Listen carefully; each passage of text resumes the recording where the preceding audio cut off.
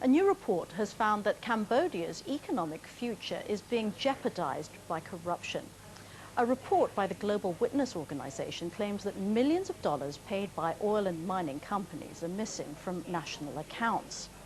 Mining giant BHP Billiton has confirmed it's paid $1 million to the Cambodian government, but Global Witness says the funds have not been declared in 2006 or 2007 government revenue reports.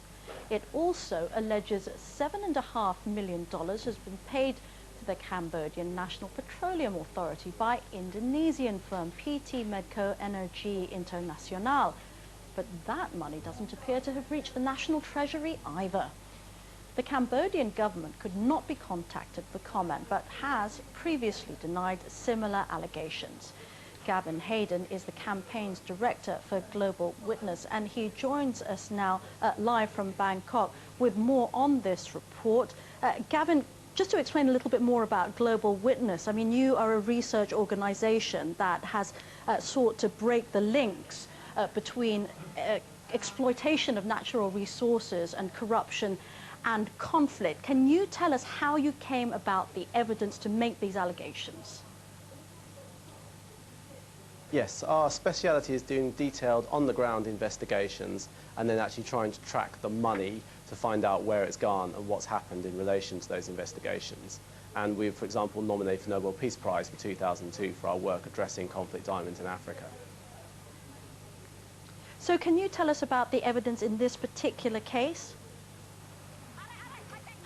Sure. What we looked at was effectively how Cambodia's oil and mining industries, which should be generating a huge amount of money for the country and are just starting to really take off, have developed with almost no governance and transparency framework in place to actually make sure that money gets through to the national budget.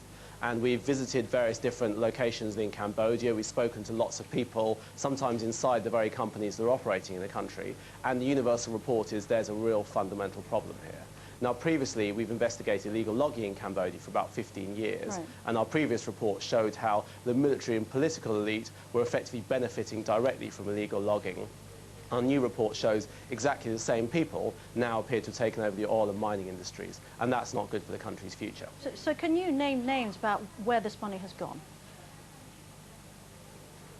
Well, that's what we're not entirely sure about, exactly where the money's gone. All we know is it's gone missing at this stage, and frankly, that's deeply concerning enough. So we wrote to every company operating in Cambodia that we knew of. Again, there's no public information about this.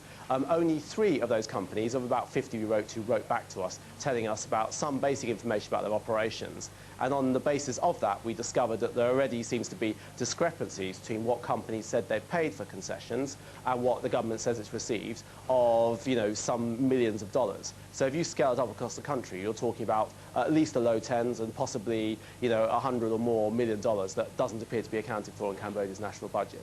And that's gravely concerning. To put it into context, Cambodia has amongst the worst human development indicators in the region and desperately needs this money for development. Gavin Hayden, just finally, there are people in Cambodia who can imagine would take issue with the actual title of your report, Country for Sale. Is it really that extreme in Cambodia? To give you an example, our previous report, which was detailing the illegal logging links to the elite around President Hun Sen and others, got banned, and we had direct threats made to us by senior Cambodian government officials and everything else. So I think we would safely say that this really is a country where there's a massive, ingrained, high political corruption problem. And the key challenge is to get the donors who provide half of the aid budget to Cambodia, so half of Cambodia's budget through aid, to actually address this and take this seriously. We aren't in a disaster yet, but we're on the brink of one. And now concerted action by the international donors and others could hopefully steer the Cambodian government round to do the best for its people and actually put the money towards development. Thank you very much indeed. Gavin Hayden of Global Witness, live from Bangkok. Russian media is reporting